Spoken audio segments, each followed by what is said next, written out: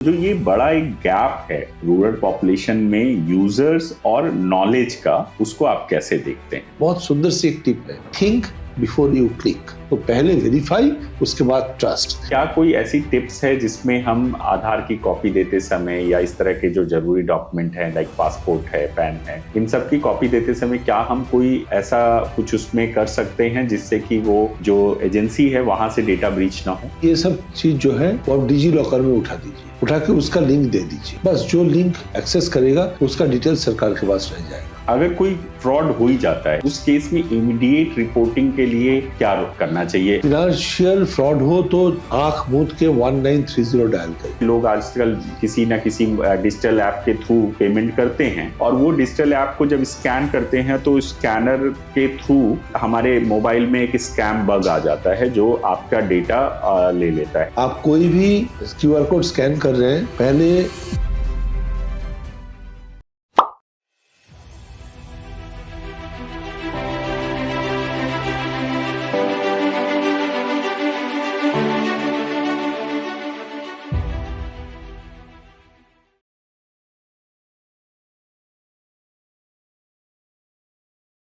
तो अभी रिसेंटली एक सुप्रीम कोर्ट का डिसीजन आया है जो आप सबकी जानकारी में आया होगा, जिसमें उन्होंने कहा कि डिजिटल जो क्राइम है वो बहुत बढ़ रहा है और उसको देखते हुए भारत सरकार को उन्होंने निर्देश दिया है कि 4 सप्ताह के अंदर आप डिजिटल फ्रॉड को रोकने के लिए एक SOP तैयार करें, एक स्टैंडर्ड ऑपरेटिंग प्रोसीजर बनाएं जिससे कि इसको रोका जा सके।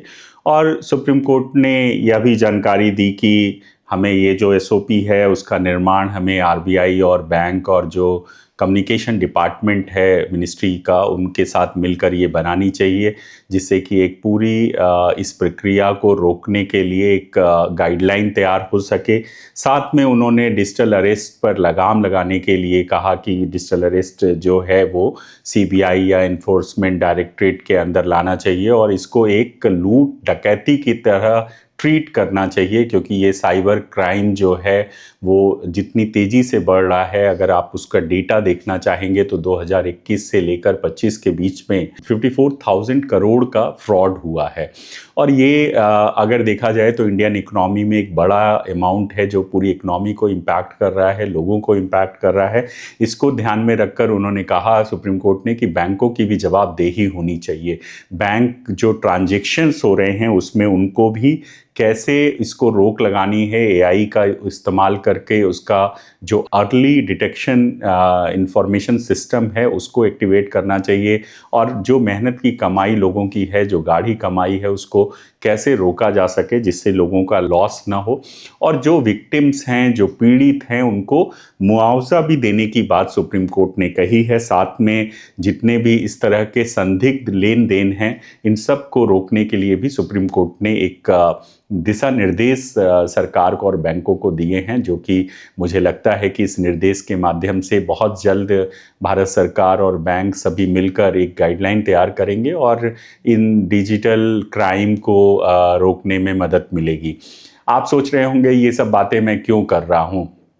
ये सब बातें इसलिए कर रहा हूँ क्योंकि आप देखना शुरू कर चुके हैं ISRN NGO क्लिनिक पॉडकास्ट। मेरा नाम संतोष गुप्ता है और मैं पुनः एक बार आप सभी का स्वागत करता हूँ आज के इस जो साइबर सिक्योरिटी एम्पावरमेंट प्रोग्राम के तहत जो हम लोग एक प्रयास कर रहे हैं ISRN और साइबर पीस फाउंडेशन मिलकर कि लोगों को कैसे जागरूक किया जाए। और आपको मालूम है कि ISRN एक NGOs का, वॉलेंट्री ऑर्गेनाइजेशंस का एक नेटवर्क है। देश भर में 800 से ज़्यादा संस्थाएं इस नेटवर्क से जुड़ी हैं और हमारा दायित्व तो है कि जो भी ऐसे विषय हैं उन विषयों पर हम चर्चा करें, लोगों को जागरूक करें।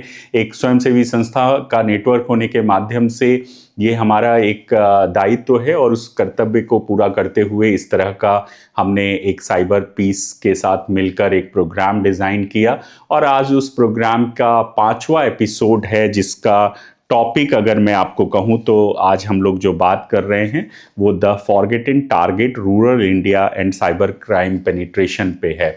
मतलब जो ग्रामीण क्षेत्र में जो साइबर क्राइम्स हो रहे हैं उनको कैसे रोका जा सकता है, क्योंकि भारत का जो ग्रामीण इलाका है वो पॉपुलेशन वाइज, एरिया वाइज देखें तो बहुत ही महत्वपूर्ण है, और उस पर जो ये विषय से जुड़े जो विक्टिम्स हैं, जो पीड़ित हैं, उनको कैसे बचाया जा सके, उसको लेकर आज हम हमारे एक्सपर्ट, सब्जेक्ट एक्सपर्ट्स के साथ बात करेंगे। लेकिन मैं इन बातों को करने के लिए आपके बीच में जाऊं, उस आज के मेहमान का आपसे परिचय कराऊं, उससे पहले मैं एक छोटी सी अपील आपसे करना चाहता हूं कि ISRN और साइबर पीस फाउंडेशन का ये जो प्रयास है, इस प्रयास को आपके माध्यम से हम सफल बना सकते हैं। इसमें आपकी भूमिका, जितनी हमारी भूमिका है उतनी ही आपकी भी भूमिका है, और वो आप अपनी भूमिका ऐसे पूरी कर सकते हैं कि आप हमारे एपिसोड को जरूर देखिए, पूरा देखिए, जो एक्सपर्ट हमारी बातें बता रहे हैं उनको सुनिए, और न सिर्फ सुनिए बल्कि उनको कैसे अप्लाई कर सकते हैं अपने साथ, और अपने आसपास जो आपके लोग रहते हैं उनको कैसे जागरूक कर सकते हैं। ये सब के लिए आप इस एपिसोड को फॉरवर्ड कर सकते हैं, सब्सक्राइब कर सकते हैं, लाइक कर सकते हैं। इन छोटे से आपके एफर्ट से हम सबको मोटिवेशन मिलता है, और हम सब आगे और इस तरह के नए नए विषयों पर आपके साथ जुड़े रहेंगे, आपके बीच में आते रहेंगे। और कोशिश ये रहेगी कि जो भी विषय है उस विषय की गंभीरता, उस विषय के जितने टेक्निकल एस्पेक्ट्स हैं और जो जागरूकता से रिलेटेड जो पॉइंट्स हैं वो हम आप सबके बीच में रख सकें। अब मैं ज़्यादा समय न लेते हुए आज के जो हमारे मेहमान हैं, जिनको हम सब एक नेशनल साइबर सिक्योरिटी स्कॉलर्स की तरह जानते हैं, उनका एक छोटा सा परिचय कराना चाहूँगा। आज के इस पावर पैक्ड एपिसोड में हमारे साथ मिस्टर संजय कुमार दास हैं। संजय कुमार दास एक ऐसे लीडर हैं जो पब्लिक एडमिनिस्ट्रेशन, डिजिटल गवर्नेंस और साइबर सिक्योरिटी को सिर्फ पॉलिसी नहीं बल्कि रियल वर्ल्ड इम्पैक्ट में बदलते हैं। एक 28 साल का एक बहुत अच्छा अनुभव है। वो वर्तमान में additional secretary department of science and technology and biotechnology और स्टेट इंफॉर्मेशन सिक्योरिटी ऑफिसर्स के रूप में गवर्नमेंट ऑफ वेस्ट बंगाल में अपनी सर्विसेज दे रहे हैं। उन्होंने अपनी सर्विसेज के रूप में डिजिटल ट्रांसफॉर्मेशन और साइबर सिक्योरिटी इकोसिस्टम को नेक्स्ट लेवल पर ले जाने के लिए प्रयासरत हैं। मिस्टर संजय कुमार दास वो founding principal police institute of forensic science रहे हैं, जहां उन्होंने क्राइम साइंस मैनेजमेंट पर हैंड्स ऑन ट्रेनिंग के जरिए 106 पुलिस ऑफिशियल्स को फ्यूचर रेडी बनाया। साथ ही वो cyber security centre of excellence West Bengal के की आर्किटेक्ट्स में से एक हैं, जहां से state CERT, SOC, cyber forensic awareness और स्किल डेवलपमेंट जैसे बड़े इनिशिएटिव उनके माध्यम से निकले हैं। उनके इनोवेशन आइडिया जैसे कर्मभूमि प्लेटफॉर्म और सेल्फ स्कैम मोबाइल ऐप ने जॉब स्किल्स और डिजिटल प्राइवेसी को सीधे ग्राउंड लेवल तक एम्पावर किया है। एक nationally recognised cyber security leader के रूप में मल्टीपल अवार्ड विनर हैं वो, और board member of CSI cyber security association of India, cyber crop global council भी जिसको हम कहते हैं, होने के साथ साथ वो एक पब्लिश्ड पोएट और उद्यम NGO के को फाउंडर भी हैं। तो जैसा कि मैं आपसे कह रहा था कि आज के हमारे जो एपिसोड 5 है, साइबर सेफ्टी एंड सिक्योरिटी का एपिसोड 5, जिसमें हम बात कर रहे हैं rural India cyber crime penetration की, और उस विषय के जो एक्सपर्ट हैं वो बहुत ही, जैसा मैंने उनका परिचय आप सबके सामने रखा है, हम उन्हें भारत में काफ़ी फेमस पर्सनालिटी हैं। साइबर क्राइम में उन्होंने बहुत लंबे समय तक काम किया है। मगर मैं कहूँ तो ये गलत नहीं होगा कि संजय कुमार दास जी को नेशन साइबर सिक्योरिटी स्कॉलर्स के नाम से भी जाना जाता है, और ये हम सब के लिए आज बहुत हर्ष का विषय है कि वो आज हमारे साथ NGO क्लिनिक पॉडकास्ट में आए हैं। सर, आपका स्वागत है, नमस्ते। मैं आपने अपना समय निकाला और आए आप, इसके लिए आपको पूरे ISRN टीम और हमारे दर्शकों की तरफ से मैं आपको हृदय से आपका आभार प्रकट करता हूं। तो मैं क्वेश्चन आंसर शुरू करूं संजय जी, उससे पहले मैं चाहूंगा कि थोड़ा आपका साइबर सिक्योरिटी एंड सेफ्टी पे एक बड़ा ह्यूज एक्सपीरियंस है, आपने काफी नए इनोवेशंस भी किए हैं, मैंने आपके परिचय में लोगों को बताया है। तो थोड़ा अगर आप बताना चाहें अपने बारे में, और फिर उसके बाद हम क्वेश्चन आंसर पे जाएंगे। देखिए, साइबर सेफ्टी और सिक्योरिटी जो आज की तारीख में जो रिक्वायरमेंट है वो यूबिक्वस है, सबको जरूरी है। ऐसा नहीं है कि जिसको साधारण ज्ञान नहीं है इसके बारे में उसकी जरूरत है। आप अगर देखेंगे ज्यादातर आदमी जो इसके जाल में फंस जाते हैं वो शिक्षित है। रूरल रीजन में बहुत सारे टीचर्स, जिसको रूरल रीजन में बहुत ही सराहना जाता है, माना जाता है, रिस्पेक्ट किया जाता है, वो इसके जाल में फंस जाते हैं। अर्बन रीजन में आप देख के हैरान हो जाएंगे कितने बैंकर्स इसके जाल में फंस गए। किस लिए? उन्होंने तो अपनी जिंदगी जो है वो गुजर दी वो बैंकिंग सिस्टम में, और वो बहुत ही रिस्पॉन्सिबिलिटीज के साथ काम किया, है ना। तो इसीलिए तो उनका इतना बड़ा जो अरसा था, उसके बाद उन्होंने एक आराम का जिंदगी उनको मिलना चाहिए था, लेकिन वो फंस रहे हैं। आदमी डिजिटल अरेस्ट में फंस रहे हैं। देखिए हर दिन जैसे टेक्नोलॉजी बदलता जा रहा है, नए नए तरीके निकल रहे हैं। राइट। लेकिन पहले भी तो ऐसे होता था। आप पहले हम लोग को घर में जैसे एक अखबार के साथ एक क्विज आता था, वो क्विज कंप्लीट करने से जो है ना, हाँ। तो वो देने के लिए उनको उसके साथ 75 रुपए देने से आपको एक टेप रिकॉर्डर दिया जाता था। असल में वो कभी आता नहीं था। यस, है ना। फ्रॉड तो तब भी होता था, नए नए तरीके की फ्रॉड होती थी। लेकिन ये फ्रॉड किस लिए इतना बड़ा हो चुका है? Because of internet access. हमारे देश में इंटरनेट एक्सेस आज की तारीख में 90 करोड़ से भी ज्यादा आदमी के पास है इंटरनेट। 140 करोड़ में अगर करीबन 100 करोड़ के पास इंटरनेट एक्सेस हो तो ये होगा फ्रॉड। तो कैसे इसको फ्रॉड को हम फाइट करें, यही मेरी दिली तमन्ना है। और मैं इसके ऊपर अपने आप को एक्टिविस्ट समझता हूँ, और मैं हर ऐसी जगह में जाता हूँ और बात करता हूँ, उनके साथ मिलता हूँ जो हमको बुलाते हैं, या मैं उनसे बात करके मैं समझता हूँ मैं समाज के लिए कुछ कर पाऊंगा। तो ये मेरी भी एक बहुत बड़ी अपॉर्चुनिटी है। आपने हमें बुलाया है, मैं भी तहे दिल से आपको शुक्रगुजार हूं आपसे। Thank you. तो मेरा पहला सवाल है जो बहुत ही कॉमन क्वेश्चन है, बट बहुत इम्पोर्टेंट क्वेश्चन है कि भारत में जो ग्रामीण एरिया है वहाँ पर आपने जैसे कहा कि 90 करोड़ लोग के पास इंटरनेट एक्सेस है। इसी तरह से अगर आप उसमें परसेंटेज देखेंगे तो ज़्यादातर लोग आज के टाइम पे एंड्रॉयड मीन्स स्मार्टफोन यूज़ कर रहे हैं। और स्मार्टफोन के साथ साथ कोविड के बाद जो डिजिटल ट्रांजैक्शन है थ्रू यूपीआई या वैलेट जो लोग यूज करते हैं वो भी काफी बढ़ा है। और आधार आने के कारण अभी आधार लिंक्ड अकाउंट्स भी हैं, तो आधार बेस्ड सर्विसेज भी हो रही हैं। इन सबको अगर ध्यान में रखते हैं तो जितना नंबर ऑफ यूजर्स बढ़े हैं इलेक्ट्रॉनिक डिजिटल ट्रांजैक्शंस में, उस रेशियो में अगर हम देखा जाए तो काफी ये उसमें सक्सेस रेट ज्यादा है, लेकिन वहां पर फ्रॉड के चांसेस भी इंक्रीज हुए हैं। क्यों? क्योंकि जो लोग यूजर हैं वो साइबर हाइजीन को नहीं जानते हैं, या साइबर सेफ्टी सिक्योरिटी के जो बेसिक टिप्स हैं उनको उससे वो फैमिलियर नहीं हैं, और उसके कारण ये काफी हो रहा है। तो जो ये बड़ा एक गैप है रूरल पॉपुलेशन में यूजर्स और नॉलेज का, उसको आप कैसे देखते हैं? मैं आपके क्वेश्चन में भी एक पोर्शन है जो आपका सोच है, तो क्वेश्चन का आंसर देने के पहले मैं सोच के ऊपर ध्यान देता हूं। फर्स्ट ऑफ ऑल, पहले तो ये सोचना चाहिए कि हमारे पास साइबर हाइजीन टिप्स है कि नहीं।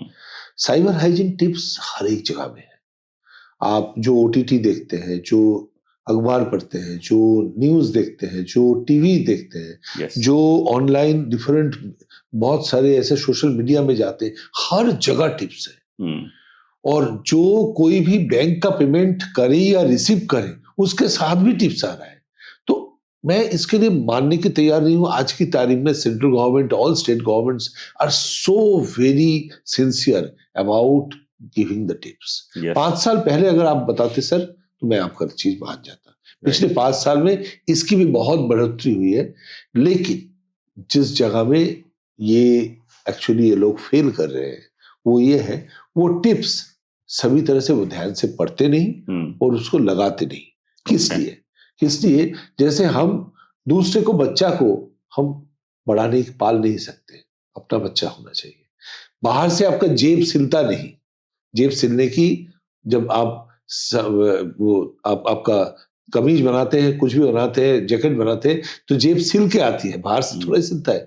सिक्योरिटी को आदमी सोचता है दूसरा देख लेगा, वाइफ सोचती है अरे सिक्योरिटी का जरूरत है, हस्बैंड देख लेगा। हस्बैंड सोचता है सिक्योरिटी की जरूरत है तो मैं अपने मोहल्ले में जो मुखिया है वो उसको बताऊंगा। मुखिया सोचता है सिक्योरिटी की जरूरत है, ठीक है मैं ग्राम पंचायत प्रधान को बता दूंगा। तो ऐसे करके सिक्योरिटी की जो नीड है ग्रामीण रीजन में वो किसी दूसरे पे थोप रहा है। सिक्योरिटी खुद को, सिक्योरिटी अपना बच्चा मान के उसको पालना पड़ेगा। हर दिन जैसे हम बच्चा को पालते हैं, सवेरे उठाते हैं, नहाते धुलाते हैं और उसको स्कूल भेजते हैं, ऐसे सिक्योरिटी को भी आपको वक्त देना पड़ेगा।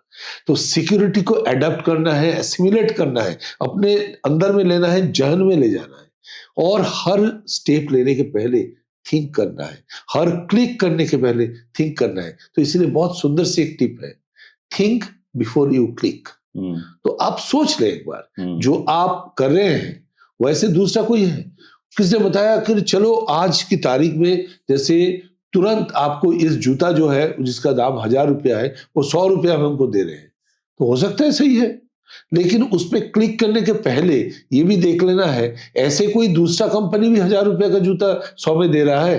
अगर उसका उत्तर ना है तो ये ट्रैप है, जाल है, फंस जाएंगे। अगर उसका उत्तर हाँ है तो ये जाल नहीं भी हो सकता है। तो इसीलिए इसको कहते हैं आपको no trust architecture, zero trust architecture. आप ट्रस्ट ना करें, क्वेश्चन करें, वेरीफाई करें। तो पहले वेरीफाई, उसके बाद ट्रस्ट। पहले आप देख लीजिए, सोच लीजिए और उसके बाद विश्वास कीजिए। तो ये अप्रोच होनी चाहिए। और हमारे पास जितने भी टिप्स आए वक्त निकाल के थोड़ा सा पढ़ना चाहिए। जैसे घटनाएं चल रही है, अखबार में आ रहा है, न्यूज में आ रहा है, उसको ध्यान से देखना चाहिए और सोचना चाहिए कि ये हमारे साथ कल होगा और हमको फाइट करना है। नहीं तो कल हो सकता है से कल होगा, ये विश्वास अपने अंदर में लाना है। बहुत अच्छा, बहुत अच्छी दो बातें कही संजय जी ने कि एक तो जो जीरो ट्रस्ट आर्किटेक्ट है वो बहुत इम्पॉर्टेंट है, और सेकंड बात उन्होंने एक बहुत अच्छे एक स्लोगन फॉर्म में कहा, think before click. So think before click मतलब है कि आप, उन्होंने ये बताने की कोशिश की कि अगर आप किसी भी ऑफर या किसी भी ऐसे प्रलोभन को आपके सामने आता है तो आप उसको इवैल्यूएट करिए, मतलब उसका मूल्यांकन जरूर करिए, जिससे कि आप देख सकें कि ये सही है या गलत है। तो जितना अच्छे आप मोबाइल यूजर हैं उतने ही अच्छा नॉलेज उससे रिलेटेड अगर आपका होगा तो चांसेस ऑफ फ्रॉड जीरो होने की संभावना बन सकती है। मैं एक चीज ऐड करूं इससे। देखिए सरकार का क्या रोल है? सरकार का रोल है अवेयरनेस बढ़ाना। हम लोगों का क्या रोल है? हम लोग प्रोफेशनल्स हैं। हम लोगों को हमारा रोल है नॉलेज बढ़ाना, शिक्षा देना, ज्ञान देना। सरकार का रोल है सबको मिनिमम रिस्पॉन्सिबिलिटी से उनको समझाना कि भाई क्या चल रहा है दुनिया में। इसको कहते हैं अवेयरनेस। उसके ऊपर जो ज्ञान है, नॉलेज है, वो प्रोफेशनल है। हम लोग बात कर रहे हैं, ये ऑलरेडी जो सुन रहे हैं ना, जितने सारे दर्शक हैं वो ऑलरेडी अवेयर हैं। वो वोट देते हैं तो कराना है। उसके हम लोग बात करके उनका अवेयरनेस से थोड़ा सा ऊपर ला के उनको नॉलेजेबल कर रहे हैं। नॉलेज क्या लाता है? विजडम लाता है। जब सब वाइज हो जाएंगे ये वाइज सोसाइटी हो जाएगी। तो वाइज सोसाइटी एकमात्र इसके साथ लड़ सकता है, नहीं तो नहीं लड़ पाएगा। बहुत अच्छी बात कही। तो सर मैं आगे क्वेश्चन पे जाऊं उससे पहले एक छोटी सी चीज मैं भूल गया बताना। हमारे इस पॉडकास्ट के 3 फेजेस हैं। सो फर्स्ट फेज में हम लोग जनरली बड़े क्वेश्चंस, ऐसा कोशिश करते हैं कि ब्रॉडर क्वेश्चंस लें जिसमें आप ज्यादा से ज्यादा चीजों को एलोबरेट करके बता सकें। सेकंड सेगमेंट है जहां पर हम जिसको रैपिड रिस्पांस राउंड कहते हैं, जो शॉर्ट क्वेश्चंस की सीरीज होती है जिसमें छोटे छोटे क्वेश्चंस के छोटे छोटे आंसर्स आप दे सकते हैं। और लास्ट फेज जो राउंड है वो है ऑडियंस राउंड, जिसमें जैसे मैंने शुरू में कहा कि ISRN एक नेटवर्क ऑर्गेनाइजेशन है, तो बहुत सारी मेंबर ऑर्गेनाइजेशंस के क्वेश्चंस आते हैं। हम कोई भी टॉपिक जब डिसाइड करते हैं तो फ्लोट करते हैं कि हम इस बार इस टॉपिक पॉडकास्ट कर रहे हैं, आप इससे रिलेटेड कोई सवाल है तो पूछिए। तो कई क्वेश्चंस आते हैं, उनमें से फिल्टर करके जो अच्छे क्वेश्चंस होते हैं रिलेटेड टू द सब्जेक्ट उनको रखते हैं। तो ये 3 सेगमेंट में बात करेंगे, जिसका हम पहला सेगमेंट जो ब्रॉडर सेगमेंट है उस पर हम बात कर रहे हैं, the forgotten targets rural India and cyber crime penetration में। सेकंड क्वेश्चन है, Aadhaar misuse and biometric fraud are rising. especially where villagers share fingerprints for e-KYC and banking. How citizens can protect themselves, especially when fake bank accounts are opened in their name for committing frauds? ठीक, absolutely. देखिए, इसको भी हम 3 हिस्से में बांट लेते हैं। राइट। अच्छा, किस लिए फेक अकाउंट होता है? फेक अकाउंट इसीलिए होता है कि हम नई सोच पूछ नहीं करके, हम सोचते नहीं है, कम सोच के कोई आकर के बताता है कि आपको चावल लेना है अपने इससे पीडीएस से, बोला हाँ लेना है तो आप एक काम कीजिए, आपका आधार का कॉपी दे दीजिए। लड़की ने बताया कि उनके स्कूल में दाखिला के लिए हमारी आधार का कॉपी चाहिए। हम लोग ना इसको विश्वास करके दे देते हैं, और जिस ऑर्गेनाइजेशन को देते हैं वो लोग सब उसको सही तरह से रखते नहीं, वहां से उसकी कॉपी निकल जाती है, तस्वीर निकल जाता है। मैं जैसे बताऊं कि आज सोचिए, इस पॉडकास्ट के बाद आपने बताया कि संजय जी आप 2 कलम जो है इस ISRN के लिए लिख दीजिए, तो मैं लिख दूंगा। उसके बाद अपना नाम, मोबाइल नंबर, ईमेल आईडी लिखूंगा, और वो खाते में रहेगा। जो आदमी के साथ ISRN का कोई जरूरत नहीं है, वो आकर के शायद वो खाता जो है तो उसको खोल के 2 तस्वीर खींच के वो चला जा सकता है, और कल से मुझे डिफरेंट तरीके से मेरे पीछे पड़ सकता है। राइट। तो इसको कहते हैं कि need to know, need to retain and need to archive. यानी कि जो आपकी जरूरत है, किस लिए कोई भी तथ्य आप किसी को दे रहे हैं, इंफॉर्मेशन दे रहे हैं, पूछिए किसे मांग रहे हैं, कहाँ रखेंगे, कितने दिन तक रखेंगे। अरे मेरा बैंक अकाउंट आप खोल रहे हैं, पैसा तो मेरा ही आपके पास रहेगा ना, आपका पैसा मेरे पास रहेगा। आप इतना सारा क्यों पूछ रहे हैं? आपको रखना है कि मैं सही आदमी की नहीं हूं, तो आपके वहां जो आधार डेटाबेस से जुड़े हुए बायोमेट्रिक मशीन है, उसमें मैं खुद जाऊंगा और मैं लगाऊंगा, ना तो किसी ने घर पे आकर के करेगा। थोड़ा सा हम लोगों को थोड़ा सा चल के ऑर्गेनाइजेशन में जाना है। हम लोग ऐसे सोचते हैं अरे घर में आकर के कर रहा है। देखिए, सुविधा के साथ आती है डेंजर। सुविधा अगर आप ज्यादा लेंगे तो डेंजर आएगा, because when it is free you are the product. जब कोई भी, देखिए पिता माता की जो है, पेरेंट्स की जो है प्यार, उसको स्नेह, उसको छोड़ के कोई जिंदगी में फ्री नहीं होता। सब कुछ एक कमर्शियल होता है, एक रिस्पॉन्सिबिलिटी है, जो कहीं ना कहीं उसके पीछे स्वार्थ होता है। तो मैं इसीलिए बताता हूं कि हम अगर पूछते हैं कोई तथ्य देने के लिए, किससे आप मांग रहे हैं, आधार मांग रहे हैं, ये मांग रहे हैं, वो मांग रहे हैं, क्या जरूरत है?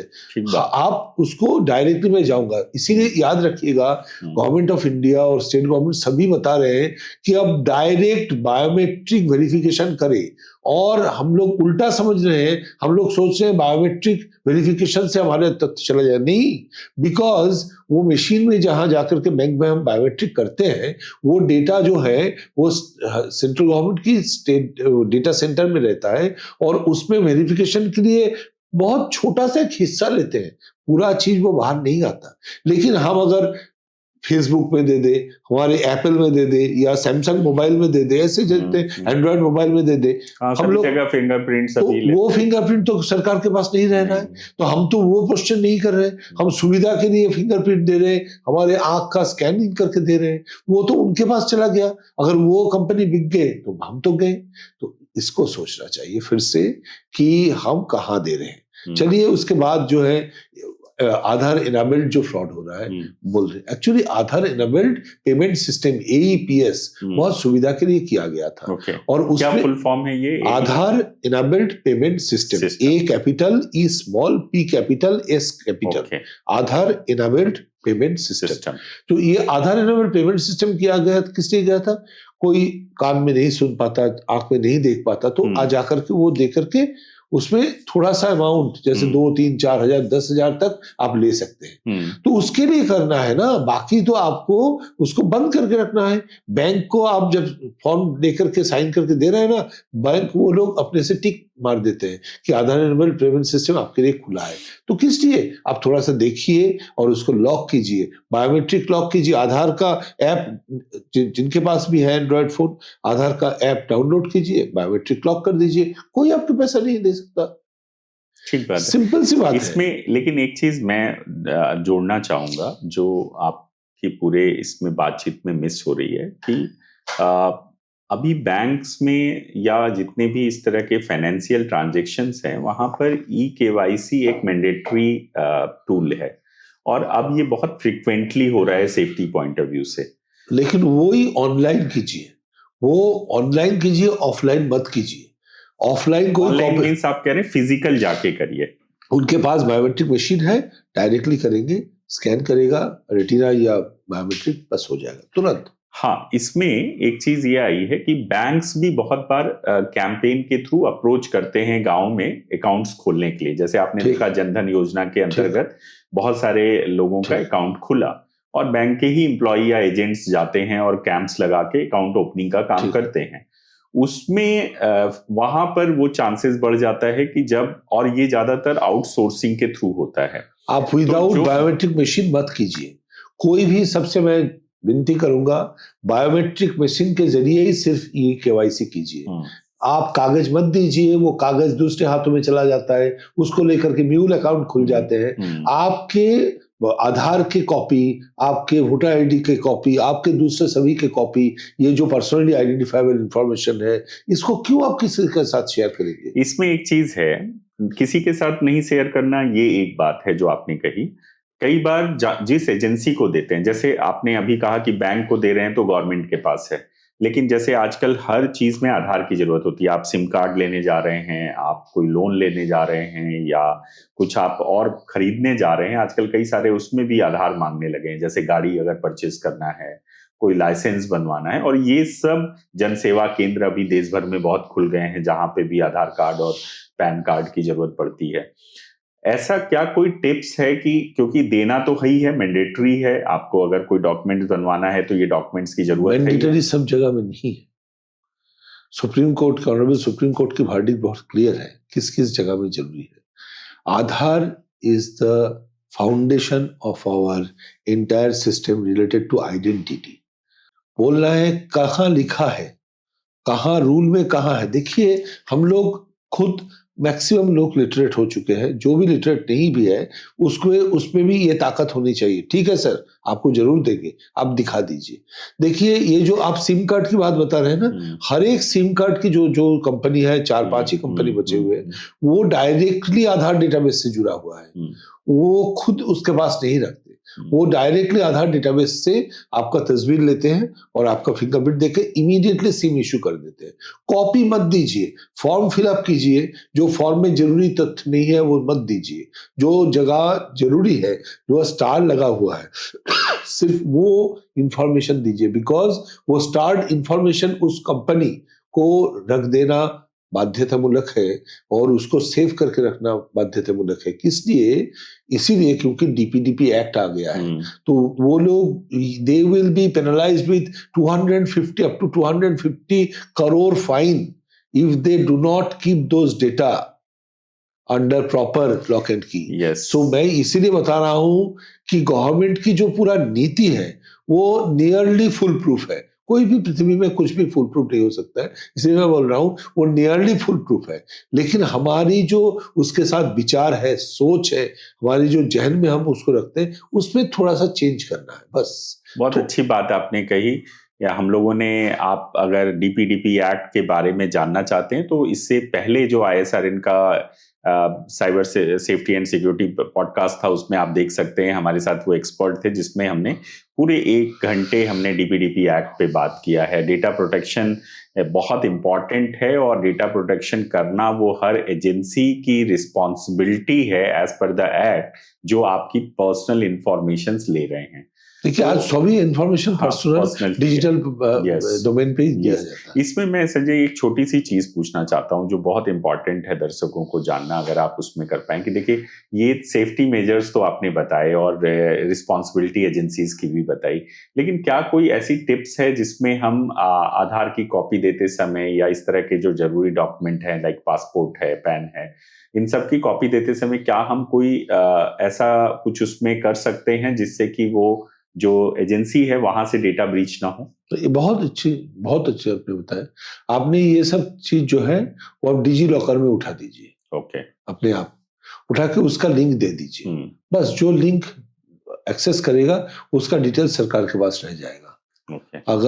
अगर तो हम एटलीस्ट उससे सोर्स मालूम हो जाएगा कि हमारा और डेटा जैसे एक्सेस कहाँ जैसे हुआ है। जैसे ही आप जानेंगे कि जैसे कोई दुष्ट आदमी हो, वो उसको अपने हाँ क्यों नहीं आपको देते हैं, आप लिंक लिख लीजिए, आपका नंबर दीजिए, मैं आपका लिंक भेजता हूँ। वो नहीं नहीं ठीक है, उससे भी चलेगा, वो नहीं होने से भी चलेगा। तो आप पूछेंगे अरे एक मुहूर्त पहले आप बता रहे थे कि एक पल पहले आप पूछ रहे थे इसको नहीं देने से चलेगा। नहीं नहीं आपका जो है ना प्रोफाइल वो सही है, तो आप समझ जाइएगा वो आदमी दुष्ट है, फ्रॉड है, वो फ्रॉड है। तो डिजी लॉकर इतना अच्छा एक चीज बनाया है और सबके लिए फ्री है, तो हमारे जितने भी सर्टिफिकेट्स वगैरह है वो उठा देना चाहिए, उसको कॉपी नहीं देना चाहिए। एक कहते हैं लोग, ऐसा सुनने में आता है, पता नहीं सही है नहीं, आपसे मैं इसलिए कंफर्म कर रहा हूँ कि अगर आप फोटो कॉपी दे रहे हैं किसी डॉक्यूमेंट की तो उस पर क्रॉस कर दीजिए और लिख दीजिए कि ये this is only for this use.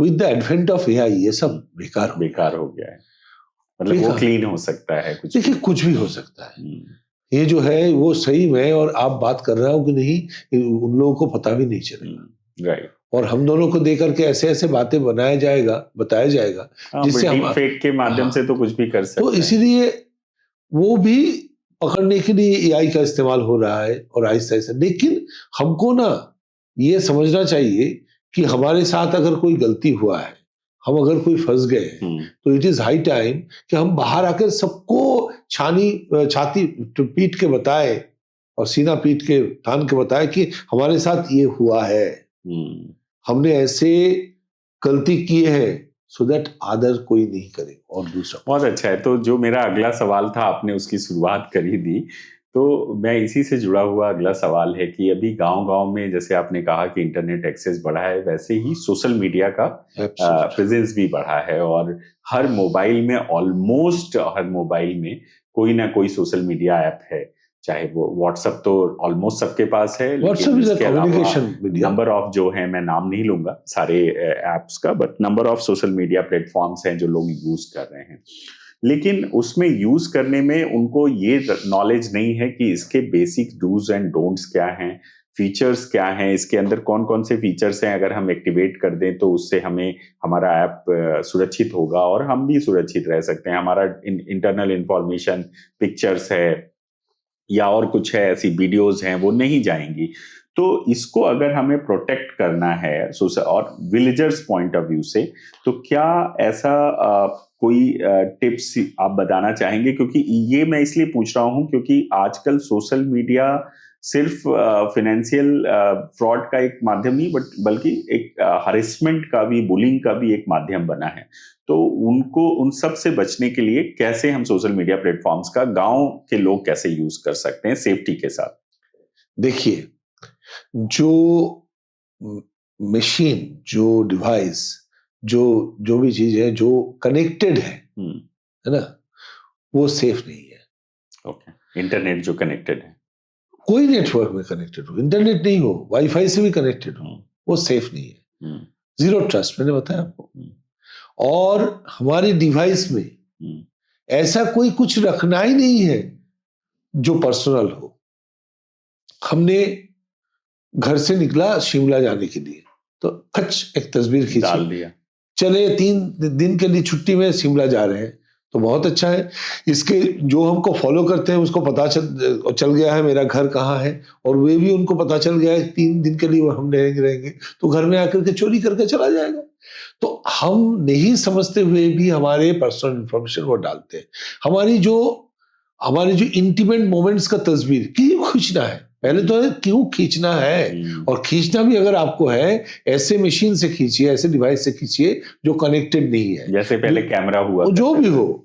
पहले तो क्यों खींचना है, वो तो अंदर में ही रहना चाहिए। दूसरा, अगर आप खींचना भी है कोई इंटीमेट मोमेंट का, तो वो आप मोबाइल से मत खींचिए, बिकॉज वो डिस्कनेक्टेड और आपने ऑलरेडी उसको एक्सेस दे चुके हैं। बिकॉज मैंने पहले भी बता चुका हूं कि when it is free you are the product. आपने कोई भी ये ऐप इस्तेमाल कर रहे हैं फ्री ऑफ कॉस्ट, तो वो आपका पूरा डेटाबेस जानता है, वो आपका पूरा स्टोरेज जानता है, वो तस्वीर जानता है, मैसेज जानता है, सब कुछ जानता है, तो उसको पता है।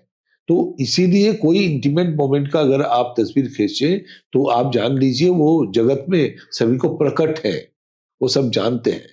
आपको पता नहीं है, जिस दिन वो बाहर चला आएगा और आप बुलीड होंगे तब जाकर के पता चले।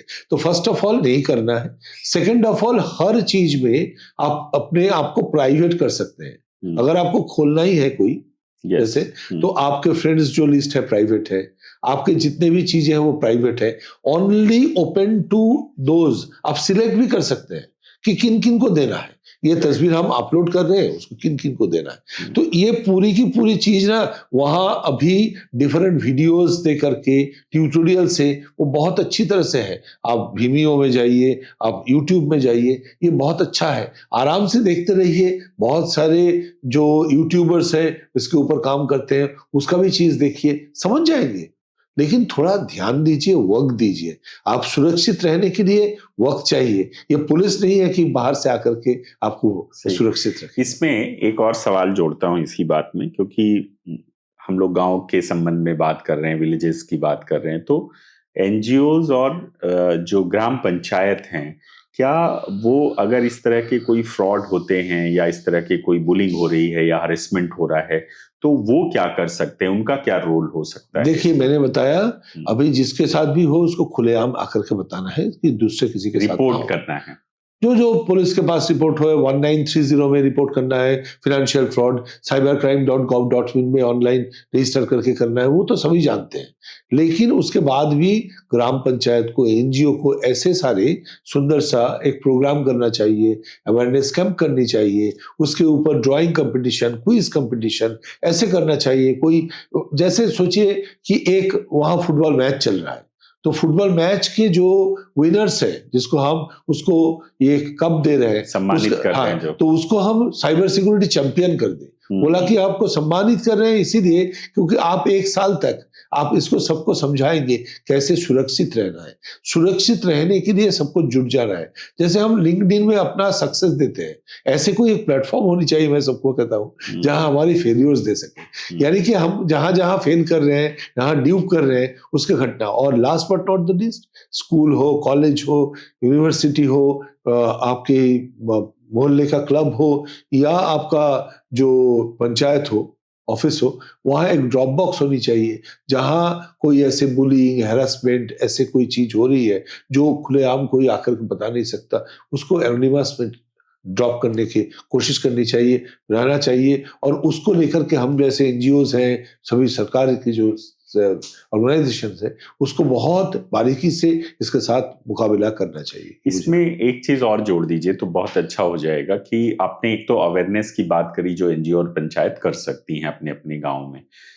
अगर कोई फ्रॉड हो ही जाता है या कोई हरेसमेंट केस हो ही जाता है, उस केस में इमीडिएट रिपोर्टिंग के लिए क्या करना चाहिए as a villager? Financial fraud हो तो आंख मूंद के 1930 डायल करें। 1930 डायल करें। और जो भी फिनेंशियल फ्रॉड आपके साथ हो उसका स्क्रीनशॉट वगैरह रख दें, आराम से 1930 डायल करें, इमीडिएटली कंप्लेन करें।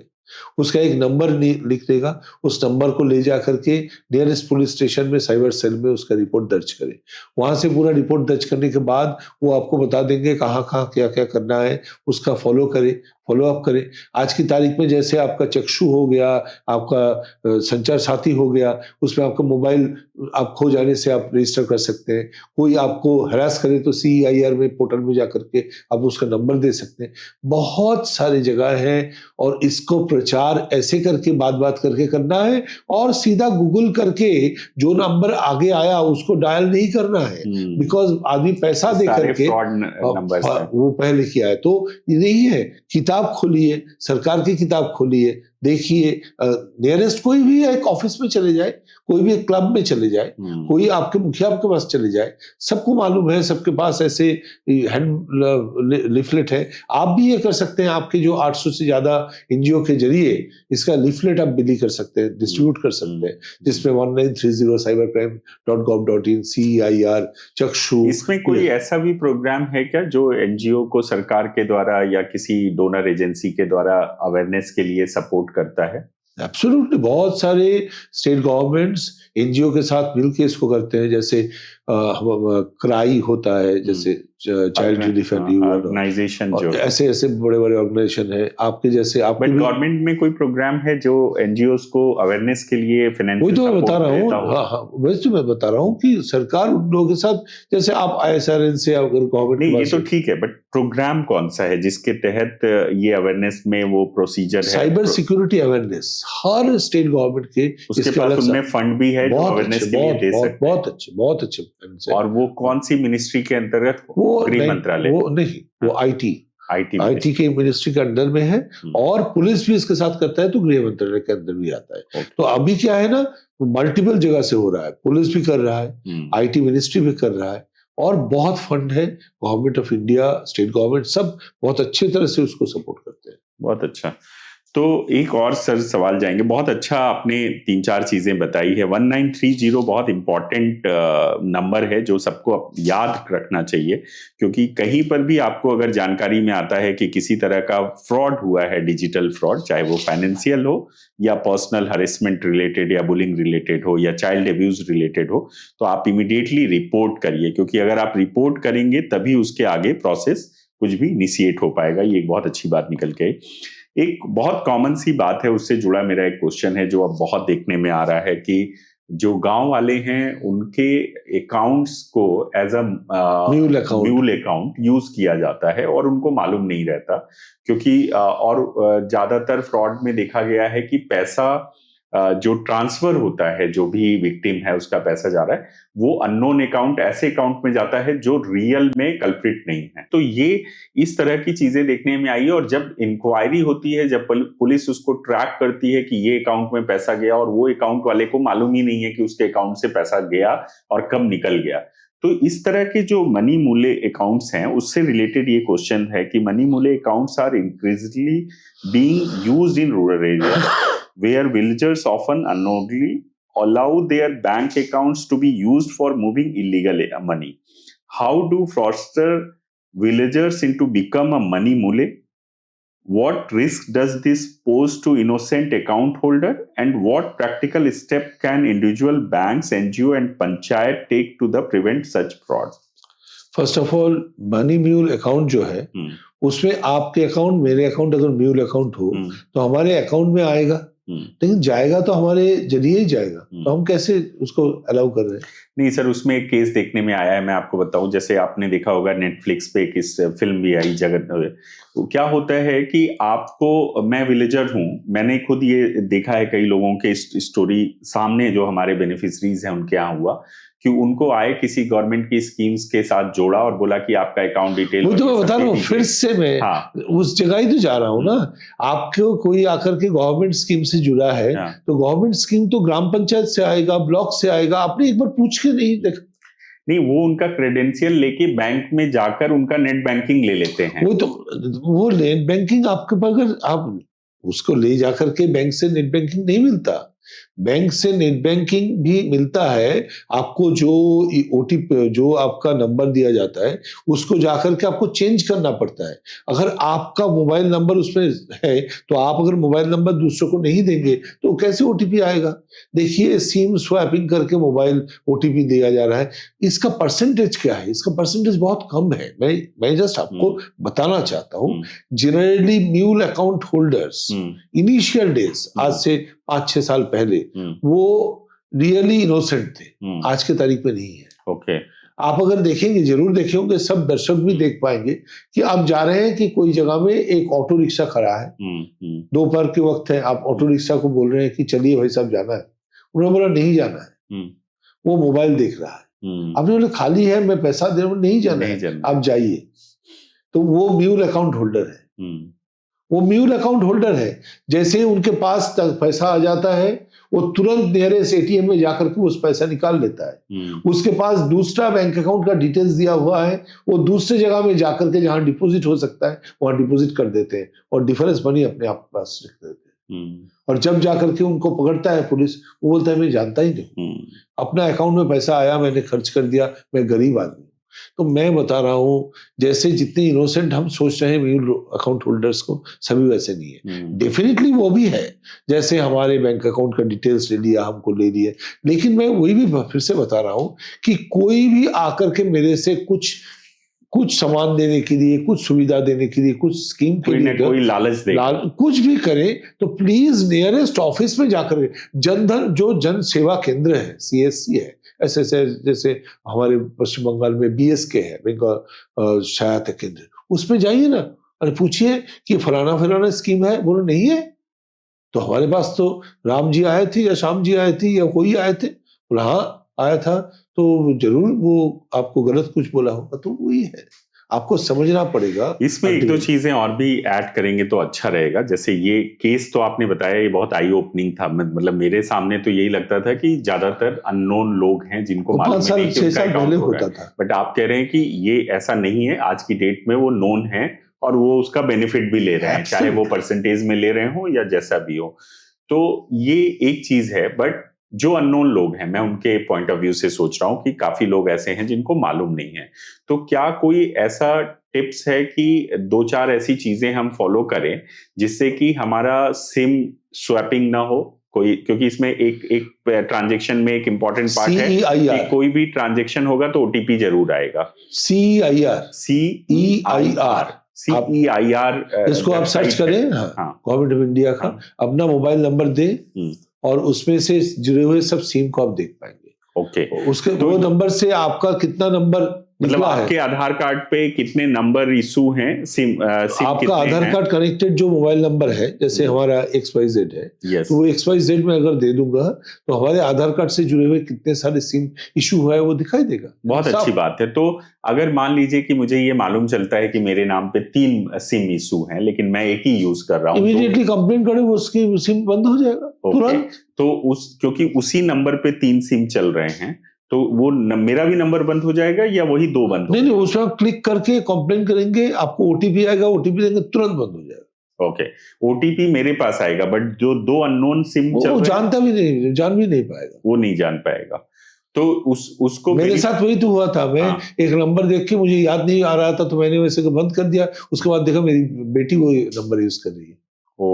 मैं भूल गया था कब का नंबर है, यार अभी तो कोई नंबर डायल तो नहीं करते, याद नहीं रहा, तो बेटी का नंबर दे करके मैं फोन करता हूँ, तो सडनली उनका वो नंबर मैंने देखा, मैंने ही उसको किया है। तो जब वो ठीक ही हुआ है, मेरा नाम से उनकी नंबर नहीं रहना चाहिए, तो उसको लेके गया तो उनका अपने नंबर निकल गई। तो मैं बता रहा हूँ, एक उल्टा भी है। आपने ये बात बताई तो मुझे याद आया, मैं स्वयं का मैं भुक्तभोगी हूँ इसमें। मेरा एक बहुत पुराना नंबर था और मैं वो नंबर मैंने बहुत साल पहले छोड़ दिया, बट एक बार मेरे पास उसी नंबर से वापस फोन आया और मेरा नाम फ्लैश कर रहा है, जबकि उसका यूजर दूसरा है। तो मुझे लगा फ्लैश कैसे कर रहा है? दैट मींस आप ट्रू कॉलर यूज करते हैं? नहीं, मैं तो नहीं यूज करता ट्रू कॉलर, लेकिन उसमें आजकल शायद गवर्नमेंट ने ये तो हाल में किया है, एक महीना हुआ है। उसके पहले तो ट्रू कॉलर, वो नंबर मेरे फोन में सेव था, तो अपने नाम से सेव, हाँ मेरे ही नंबर था तो मेरे ही नाम से सेव था, लेकिन बाद में जब मैंने मालूम किया तो मालूम चला कि वो दूसरा कोई यूजर है, उसके नाम पे है। उसमें तो खराब कुछ नहीं है। लेकिन अभी गवर्नमेंट जो ट्रू कॉलर जैसे ऑर्गेनाइजेशन को जो वो कैसे हमारे पूरा डेटाबेस ले लेते हैं, हमारे फोन बुक ले लेते हैं, और हमारे पास अगर उनका नाम चिंटू से नाम से सेव है और आप उनको फोन करते हैं तो मेरे सब और मेरे साथ आपका संबंध जुड़ा हुआ है, आपको भी ट्रू कॉलर में वो चिंटू दिखाएगा। ये ट्रू कॉलर कितना सेफ है? नहीं, कोई भी चीज जो फ्री ऑफ कॉस्ट लेते हैं वो सेफ नहीं है, मैं तो बता ही रहा हूँ। आप जो भी मेल करते हैं फ्री ऑफ कॉस्ट सेफ नहीं है, आप कम्युनिकेट करते हैं पैसा नहीं दे करके सेफ नहीं है, आप कोई ऐप इस्तेमाल करते हैं पैसा नहीं दे करके सेफ है। मेरा बात बहुत सिंपल है, अच्छा भी लगे बुरा भी लगे, आप यह जान लीजिए कोई भी फ्री चीज जो हो वो आपको इस्तेमाल कर रहा है और बेच रहा है। बहुत अच्छी बात है। अब इस सेगमेंट का लास्ट क्वेश्चन है और ये भी बहुत इंपॉर्टेंट क्वेश्चन है। जैसे हम लोगों ने डिस्कस किया कि आज देश में करीब ऑलमोस्ट, मतलब मैं मान के चलता हूं कि मोर देन 90% लोगों का बैंक अकाउंट है। जनधन योजना के अंतर्गत बहुत सारे अकाउंट्स खुले हैं और ऑलमोस्ट अगर उसका नहीं है तो उसकी फैमिली में किसी ना किसी का तो है ही है बैंक अकाउंट। तो ये जो बैंक अकाउंट हुए, इसके कारण एक चीज अच्छी हुई कि डायरेक्ट बैंक ट्रांसफर जो डीबीटी है वो बढ़ा है, और ट्रांजैक्शन सरकारी स्कीम्स के भी जितने भी जो बेनिफिट है वो भी डीबीटी के थ्रू ही जा रहा है। उसके कारण कई स्टडी में ऐसा आया है कि विलेज इकोनॉमी ग्रो की है, और विलेज में जो मनी ट्रांजैक्शंस हैं वो भी बढ़े हैं। तो लेकिन इसके साथ साथ एक चीज हुई है कि अब पैसा उनके अकाउंट में आ गया तो फ्रॉड भी बढ़ गया, और उसमें से जो फ्रॉड्स देखे गए हैं वो ज्यादातर ये स्कैनर के थ्रू देखे गए हैं, जिसमें जैसे लोग आजकल किसी ना किसी डिजिटल ऐप के थ्रू पेमेंट करते हैं, और वो डिजिटल ऐप को जब स्कैन करते हैं तो स्कैनर के थ्रू एक हमारे मोबाइल में एक स्कैम बग आ जाता है जो आपका डेटा ले लेता है। ऐसा कई जगह देखने में आया, ये लेटेस्ट चीजें आ रही है। तो इससे जो ट्रस्ट है डीबीटी का वो कहीं ना कहीं लूज हुआ है। इसको रिबिल्ड करना या कैसे ट्रस्ट को बढ़ाया जा सकता है, मैं नहीं मानता हूँ, मैं एब्सोल्युटली नहीं मानता हूँ। बहुत सिंपल सी एक टिप है, आप कोई भी क्यूआर कोड स्कैन कर रहे हैं, पहले जहां जिसको दे रहे हैं उसको पूछिए ये आपका क्यूआर कोड है, फर्स्ट क्वेश्चन। उन्होंने बोला हाँ है। दूसरा है आप स्कैन करके देखिए, जैसे स्कैन करेंगे उसका नाम डिटेल्स आ जाएगा, उसको फिर से दिखाइए ये अब डिटेल्स सही है, अब दुकान से कुछ खरीद रहे हैं, बोला हाँ सही है, तो आपका नाम चिंटू शर्मा है, बोला हाँ, ये आपका क्यूआर कोड है। Then these two questions you have to ask, even when you are giving somebody money. और मनी देने के लिए स्कैन करने की जरूरत क्या है, आपको फोन नंबर लीजिए, आप फोन नंबर लीजिए। Why are you scanning someone's QR code to send money? But sir practically आप देखिए तो जितना डिजिटल यूज नीचे क्लास में हुआ है उनमें ज्यादातर एक सब्जी वाला, चाय वाला, ऑटो वाला, दे आर वेरी क्वालिफाइड, सब ने क्यूआर कोड अपने यहाँ लगा रखा है, दे आर वेरी क्वालिफाइड। और एक काम ये भी हुआ है कि उसके चाहने ना चाहने से क्यूआर कोड नहीं है, ज्यादातर जो ये डिजिटल ऐप कंपनीज हैं इन्होंने अपने स्टिकर्स दिए हैं, क्यूआर स्टिकर। देखिए ये क्यूआर कोड है, हाँ ये क्यूआर कोड है, इसके नीचे जिस बंदे का क्यूआर कोड है उसका फोन नंबर लिखा रहता है, अब देख लीजिए, उस बंदे को पूछिए ये नंबर आपका है, आपका दुविधा हो तो उस पर फोन करके देखिए उसका फोन बज रहा है। बस सिंपल से, थोड़ा सा तो आप टिप चाह रहे हैं, मैं एकदम प्रैक्टिकल टिप दे रहा हूं। बहुत अच्छी बात कही। तो बेसिक इसके अंदर अंडरस्टैंडिंग ये है कि यूपीआई कोई भी स्कैन ऐप यूज करते समय या डिजिटल पेमेंट को स्कैनर को यूज कर, जो स्कैन क्यूआर कोड है उसको यूज करते समय आप जरूर चेक करें कि जिसका क्यूआर कोड है उसको वो नाम उसका फ्लैश हो रहा है यानी स्क्रीन पे, नहीं तो उसका फोन नंबर लेकर करें और क्रॉस चेक करें, ये एक मेन है। लेकिन इसमें इसको रोकने के लिए इसको ऐसा नहीं है कि हम इससे दूरी बनाएं, ये नहीं कर सकते आज के समय में। यूज करें बट सावधानी के साथ यूज करें, ऐसा आप कह रहे हैं, बहुत अच्छी बात है। तो इन सारे जो बेसिक टिप्स हैं उनमें एक कॉमन चीज निकल के आ रही है और वो कॉमन चीज है आपकी awareness and knowledge. Awareness next stage is knowledge. Awareness से हो नहीं पाएगा, और भी जानकारी दे करके अपने आप को नॉलेजेबल बनाना है। यस, और नॉलेज के साथ उसको नॉलेज को यूज करना है, सबको फैलाना है, so that it will be used, सबको बताना है। जैसे आप बताएंगे उतने अपने जहन में आ जाएगा, खुद आप सीख लिया, भूल गए, आप इस्तेमाल नहीं कर रहे हैं, भूल गए, सबको बताते चलिए, वो जहन में आ जाएगा, अब कभी भूलेंगे नहीं। बहुत अच्छी बात कही। अब हमारा जो अगला राउंड है वो रैपिड रिस्पांस राउंड है। इसमें आपको एक वन लाइनर आंसर देने हैं। सो मैं एक एक करके 5 क्वेश्चंस हैं इसके अंदर, मैं पूछूंगा। So if villager receive an SMS saying, like आजकल बहुत सारे फ्रॉड एसएमएस आते हैं with the link your bank account will be blocked, click on this link, what should they immediately do? Nothing, go to the bank. Nothing, go to the bank. Go to the bank. Very nice. If money disappear after PDS REKYC fingerprinting, a message asks for a payment to release a government subsidy, what is the first red flag, the first action, first authority a villager should contact? Government in any way does not communicate with villager or any citizen directly. Okay. Government is a responsive government. Police हमारे घर में सवेरे आकर के knock करके नहीं पूछा कल रात को आपके साथ कुछ हुआ है। It is a responsive government. Government does not, आपके पास कोई आ रहा है तो उस गवर्नमेंट के ऑफिस में जाइए। 99.99% वो गवर्नमेंट ने नहीं भेजा है। कल ही मेरे साथ हुआ है, कल रात को मेरे पास एक ईमेल आया है जिसमें दिखाया गया है मेरा वाईफाई सिस्टम डाउनग्रेडेड हो गया है। जब मैंने फोन किया है उसमें लिंक भी था कि लिंक में जाकर के आप से देख सकते हैं, मैंने नहीं किया, डायरेक्टली उनको फोन किया बहुत देर से, उसको पूछा, बोला नहीं कोई डाउनग्रेडेड नहीं हुआ है।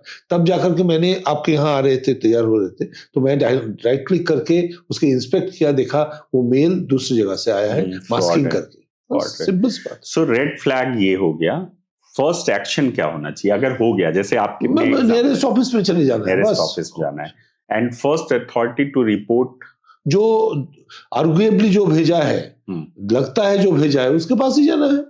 ओके बस। नहीं, बट आफ्टर द फ्रॉड तो नहीं हुआ है, अगर आपके पास पैसा चला गया है 1930, 1 घंटे के अंदर, that is the golden hour, 1 घंटे के अंदर आप 1930 करेंगे, वो पैसा जहां जहां जा रहा है वो ब्लॉक हो जाएगा, फ्रीज हो जाएगा, सब बैंक अकाउंट ब्लॉक हो जाएगा। मेरे पास से 10,000 10 जगह में गया है, 1,000 10 अकाउंट ब्लॉक हो जाएगा।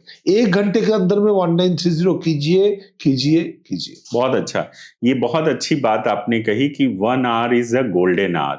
जो पहला 1 घंटा है, अगर आपके साथ फ्रॉड हुआ है तो इमीडिएटली रिपोर्ट करिए 1930 पे, जिससे कि जो पैसा, जो ट्रेल है उसको रोका जा सके, ट्रांजैक्शन को रोका जा सके और आपका पैसा सुरक्षित हो सके। सरकार बताता है 1 दिन, कोई बताता है 3 घंटा, कोई बताता है 6 घंटा, मैं बताता हूँ 1 घंटा, क्योंकि हम बताते हैं ना हार्ट अटैक हुआ है तो गोल्डन आवर, 1 घंटे में हॉस्पिटल जाना है, तो ये भी हार्ट अटैक ही तो हुआ है, मेरा पैसा चला गया है, तो 1 घंटे में मुझे बताना है। Very nice.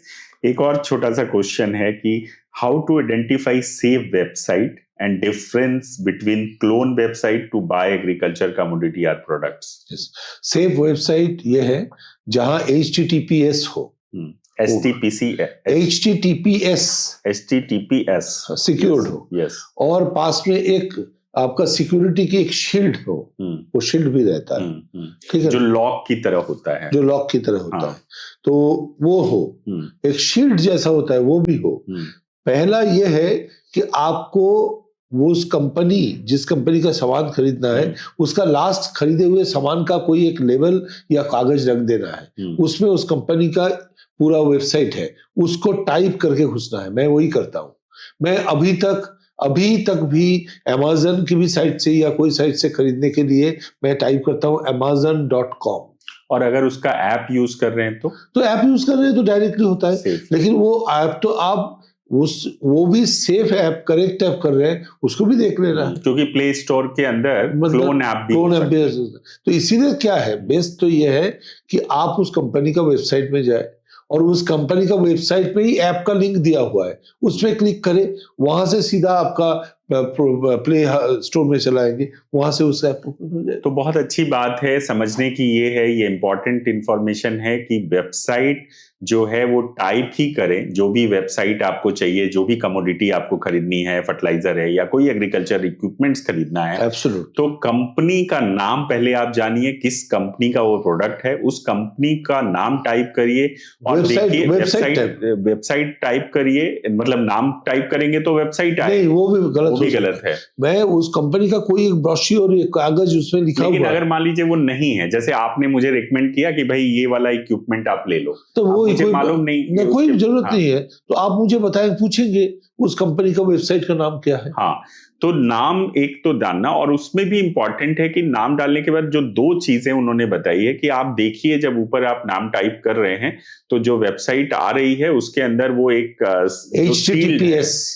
HTTPS जो है वो आप स्क्रीन पे भी आप हमारे देख सकते हैं, ये चल रहा है, उसको आप देखकर उसमें जितने भी जो वेबसाइट एड्रेस हैं उसमें अगर ये HTTPS अगर है तो आप उसको सुरक्षित मान सकते हैं। और एक लॉक का साइन भी होता है, एक शील्ड का साइन भी, शील्ड की साइन भी होता है, ये आप इस देख भी सकते हैं, नीचे आप आपके एपिसोड में स्क्रॉल भी कर रहा है, और अलग से भी हम आपको इंफॉर्मेशन नीचे आप हमारे चैट बॉक्स में भी जाकर चेक कर सकते हैं।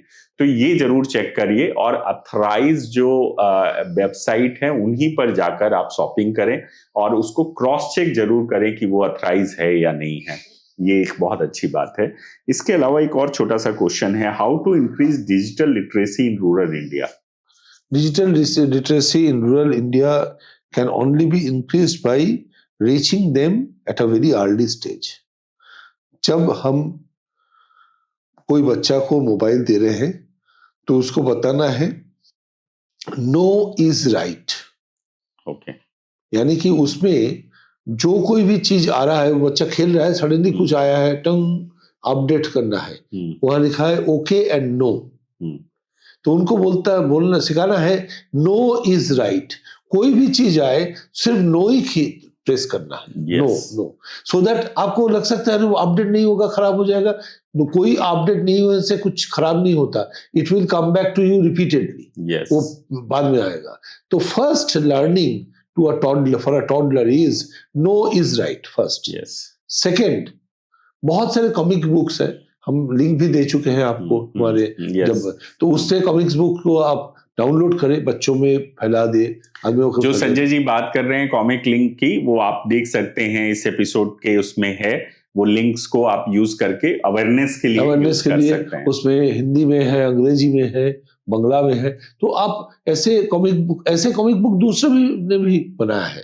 सो सर्च करें, वो कॉमिक बुक पढ़े, फैलाए, बात करें। और वो वही बता रहा हूँ ना, हर वीक स्कूल में, बच्चों के स्कूल में, बड़ों के यूनिवर्सिटी में, कॉलेज में, हर वीक एक क्लास साइबर हाइजीन की होनी चाहिए। एक क्लास अपने से कोई किसी को, आप जैसे छोटा सा एक स्किट करना चाहिए, एक प्ले करनी चाहिए कि अपने मोहल्ले में ऐसे एक फ्रॉड हुआ है, उसके ऊपर एक प्ले करके दिखाओ। बहुत अच्छा। तो जितने भी इस तरह के केस स्टडीज हैं उनको हाईलाइट करना चाहिए, लोगों के बीच में शेयर करना चाहिए, अवेयरनेस करना चाहिए, और कोई भी ऑप्शन में यस और नो में नो को प्रेफरेंस देनी चाहिए अगर आप पढ़ के समझते हैं कि उसकी जरूरत आपको नहीं है। तो लास्ट क्वेश्चन है रैपिड रिस्पॉन्स राउंड का, how rural population in village can save their data and bank account information?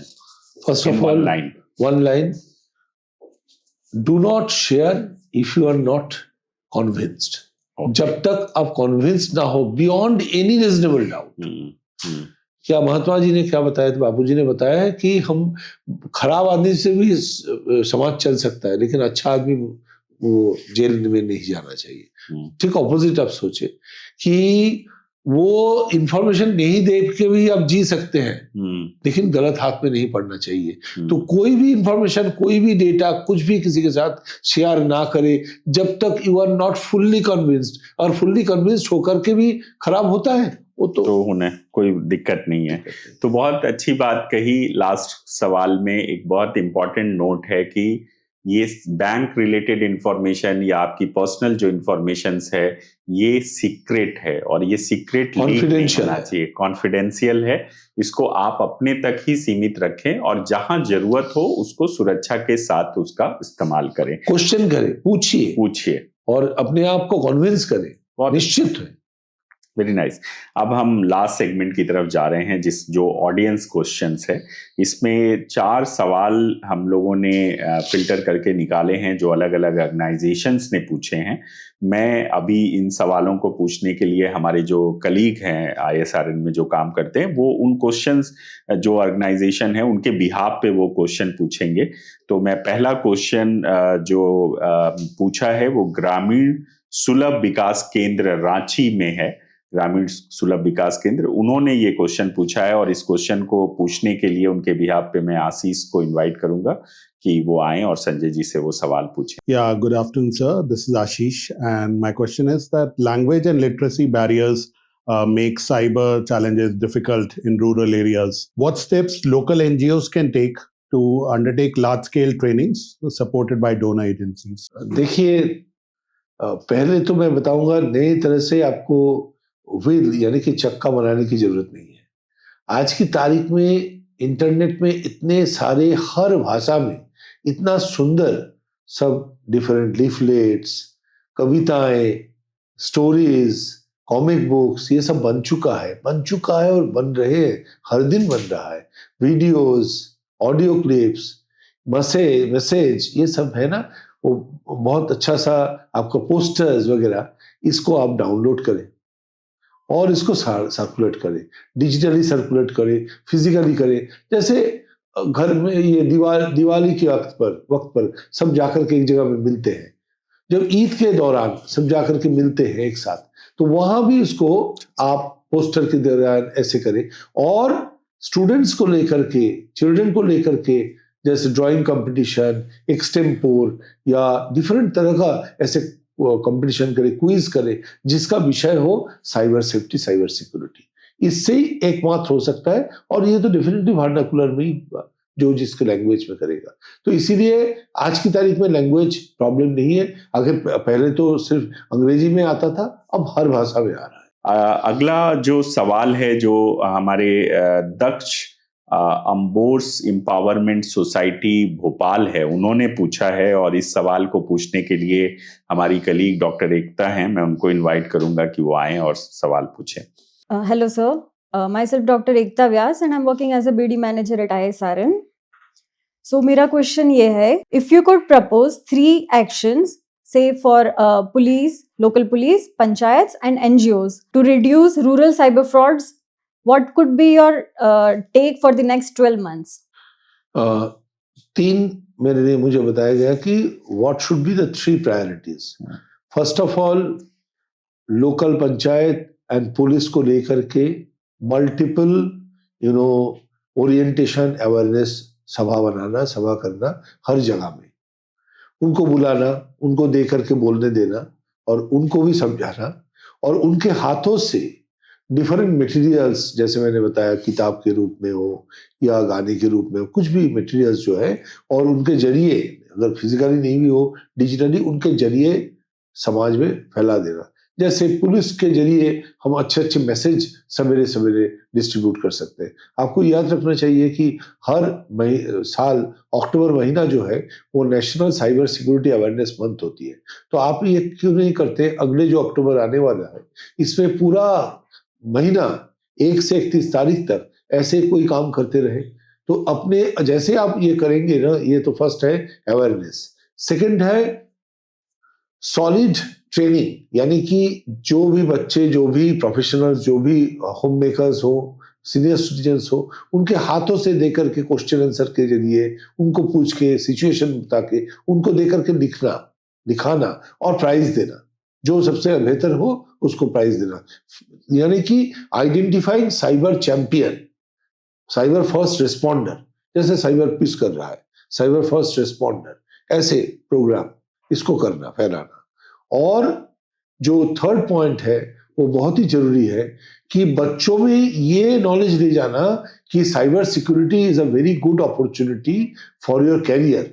अपना जो एक बहुत बड़ा सा एक सामने डोमेन है साइबर सिक्योरिटी, जिसमें बहुत अच्छी तरह से ये अपने आप को, जिंदगी को चला सकता है। बिकॉज आज की तारीख में more than 25 lakh cyber security professionals are required. हमारे पास 3-4 लाख भी नहीं है शायद।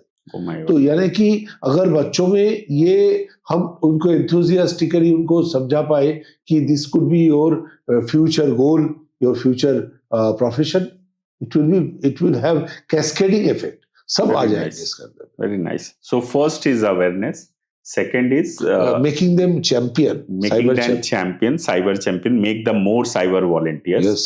And third one is skilling, यानी कि और opportunity, employment opportunity. Cyber use as a profession, as a cyber security, yes, as a career, as a career. Already UG Polytechnic इसमें तो already courses चल रहा है, yes, तो और भी दे जा सकते। थर्ड क्वेश्चन है सर, जिसको पूछने के लिए मैं अपनी कलीग हर्षिता को बुलाऊंगा, और ये सवाल दिव्य प्रेम सेवा मिशन हरिद्वार उत्तराखंड में एक ऑर्गेनाइजेशन है जो कुष्ठ रोगियों पर काम करती है। Hello sir, my name is Harshita and my question is how can NGO organise community training and also build cyber volunteer in rural areas? देखिए, वॉलंटियर सेटअप करना ये बेहतर ये है, जैसे साइबर पीस ऑर्गेनाइजेशन फाउंडेशन कर रहा है, उनका जो वॉलंटियर प्रोग्राम है उसके साथ जुड़ जाना। हर एक स्टेट का अपना अपना एफर्ट होता है जिसमें वॉलंटियर बनाते हैं। किसी ने नाम दिया है साइबर योद्धा, किसी ने नाम दिया है साइबर चैंपियन, उसके साथ जुड़ जाना है। और सेंट्रल गवर्नमेंट के भी ऐसे ISEA प्रोग्राम के जरिए साइबर वॉलंटियर्स बनाने की बहुत सारे एफर्ट्स हैं, उसके साथ जुड़ जाना है। मैं बता रहा हूँ, अपने से नहीं करके ऑर्गेनाइजेशन जहाँ जहाँ हो रहा है उनको लेकर के, उनको साथ मिल के करना, बिकॉज उनके पास ऑलरेडी तजुर्बा हो चुका है। समझना पड़ेगा साइबर सिक्योरिटी का जो पूरा चीज है, ये एक ट्रेन के जैसा है। जिसके पास सबसे ज्यादा नॉलेज है वो ट्रेन का ड्राइवर है। और हम जो आज चलना चालू किए हैं वो ट्रेन के बोगी के एकदम लास्ट बोगी में उठे हैं, लेकिन ये वेस्टिब्यूल कनेक्टेड है। हम अगर हमारी कोशिश जारी रहे तो हम जैसे जो बेस्ट है उनके तक पहुंच सकते हैं। तो इसीलिए जो जो हमारे आगे काम कर रहा है उनको भी ले आकर के हमारे साथ जुटा देना, एक कनेक्टेड ट्रेन बनाना, वो सबसे जरूरी है। बहुत अच्छा। लास्ट सवाल है इस सेगमेंट का, जो पूछा है राइजिंग चाइल्ड ग्रुप ने, त्रिपुरा से हैं ये राइजिंग चाइल्ड ग्रुप। इन्होंने सवाल जो पूछा है, मैं उसके लिए दिव्यांशी हमारी कलीग उनको आमंत्रित करूंगा कि वो आपसे सवाल पूछें। Hi sir, my name is Divyanshi and my question is there any cyber policy to support rural Indian population in preventing digital payment scams? Let me tell you, no government can actually have separate policy for urban and rural. Policy is for the citizens. तो जो citizen के लिए policy already government of India का है वो सभी के लिए है, और उस पॉलिसी टाइम बाय टाइम और भी बेहतर बनाने की कोशिश में है। सभी स्टेट उसके ऊपर गाइडलाइंस निकाल रहे हैं और भी बेहतर हो रहा है। आज की तारीख में आप देखेंगे कि मैक्सिमम नंबर ऑफ ये जो रिपोर्टेड केस है उसके ऊपर पुलिस जी तोड़ से काम करता है, और पुलिस में बहुत huge number in thousands and lakhs police officials are getting trained. इसीलिए हर पुलिस स्टेशन में अभी साइबर सेल खुला है या खुलने जा रहा है। उनके पास डिफरेंट टूल्स रहता है। आप अगर उनके पास जाकर के बताएं कि हमारे ये प्रॉब्लम हुआ है, तुरंत उनसे वो उसका ये इमेज लेते हैं, क्लोन करते हैं और उसको भेजते हैं। तो मैं ये बता रहा हूँ कि पॉलिसी जो है वो बहुत ही बेहतरीन policy already government of India के है, और गवर्नमेंट ऑफ इंडिया या कोई स्टेट गवर्नमेंट के लिए अर्बन एंड रूरल अलग नहीं है, लेकिन ये हमारे अप्रोच होना चाहिए कि सबको इंक्लूड करें, अर्बन और रूरल रीजन के सिटीजन को एक साथ इंक्लूड करें, और उसको भी इतना ज्यादा इंपॉर्टेंस दे जो वो लेफ्ट आउट ना समझे। समझना ये है, इंडिया जो आज चल रही है वो रूरल इंडिया के लिए चल रहे हैं। हम लोग जो अर्बन रीजन में रहते हैं वो चल रहे हैं, जी रहे हैं just because of rural India. So we can not and we will never ignore, we can not afford to ignore rural India. तो हमारी पूरा कोशिश ये है, अभी भी पिछले भी था और आगे भी रहेगा, कि उनको भी सब एक साथ चल के और वहाँ कोई भी साइबर फ्रॉड ना हो। That is the motto of our government, be it central और any state government. Very nice sir, मैं बहुत अप्रिसिएट करूंगा कि इतने कम समय में इतने सीरियस सब्जेक्ट को आपने इन 3 राउंड्स के माध्यम से कवर किया, और बहुत सुंदर तरीके से आपने छोटे छोटे ना सिर्फ टिप्स बताए बल्कि जो अवेयरनेस के इम्पॉर्टेंट बातें हैं वो भी आपने लोगों के सामने रखी है। मुझे पूरी उम्मीद है कि जैसे सर ने लास्ट में कहा कि without rural India, India can not develop.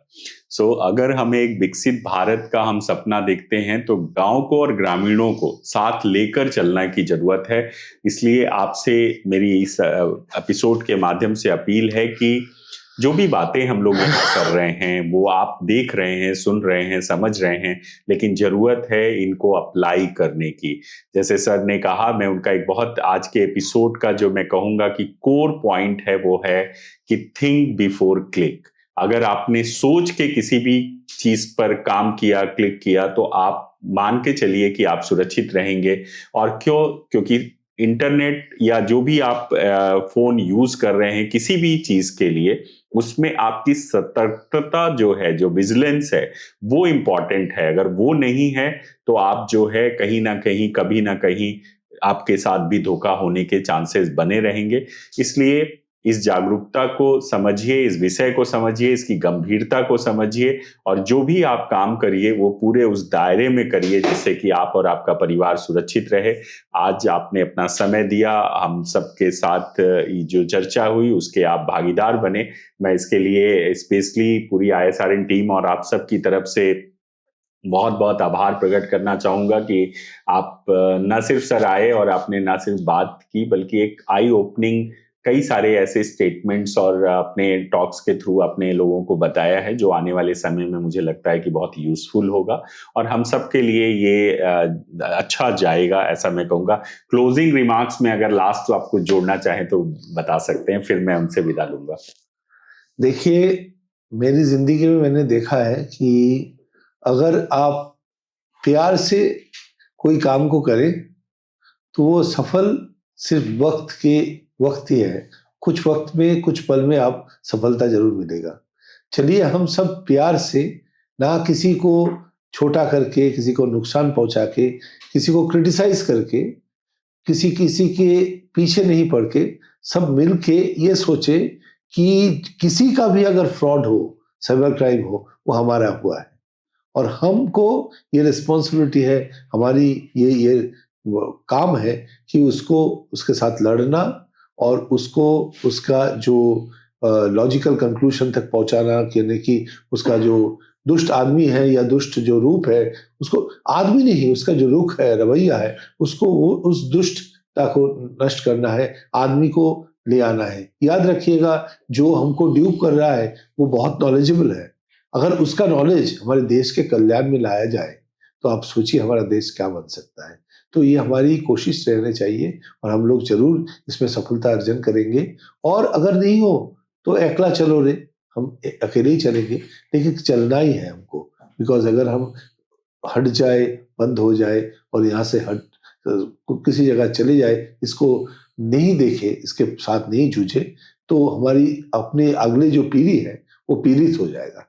आप सब सुरक्षित रहे, सतर्क रहे और बहुत प्यार भरे एक जिंदगी आपके सामने आ जाए, ये मेरी दिली तमन्ना है। नमस्कार। Thank you so much sir. मैं जाने से पहले एक छोटी सी अपील करना चाहूँगा। अगर आपको ISRN और साइबर पीस फाउंडेशन का ये एक छोटा सा एफर्ट जो हम साइबर सिक्योरिटी एम्पावरमेंट प्रोग्राम के माध्यम से, इस पॉडकास्ट के माध्यम से आपके बीच में साइबर सेफ्टी एंड सिक्योरिटी के एपिसोड्स लेके आ रहे हैं, हमारे बीच में जो एक्सपर्ट्स आ रहे हैं, उनकी बातें अगर आपको अच्छी लग रही है तो एक मेरा छोटा सा निवेदन स्वीकार करिए और जो भी ये आप देख रहे हैं उनको लाइक करिए, उनको फॉरवर्ड करिए, सब्सक्राइब करिए। ये आपको स्क्रीन पर दिख रहा है, जहां पर जो बटन है, उस घंटी है, उसको सब्सक्रिप्शन करके लो। आप खुद भी अपना नॉलेज भी बढ़ाइए और इसमें आपको रेगुलर इस तरह की जो जानकारियां हैं अलग अलग एक्सपर्ट्स के माध्यम से मिलती रहेंगी। इसलिए जितना इसको फॉरवर्ड कर सकते हैं लोगों के बीच में करिए, जिससे कि ये सूचनाएं हर किसी तक पहुंच सके और हर कोई जागरूक और सेफ रह सके। आज आप हमारे साथ फिर से जुड़े। ISRN और साइबर पीस फाउंडेशन की तरफ से मैं आपका सबका आपको आभार प्रकट करता हूं, धन्यवाद देता हूं। बहुत बहुत धन्यवाद। Thank you.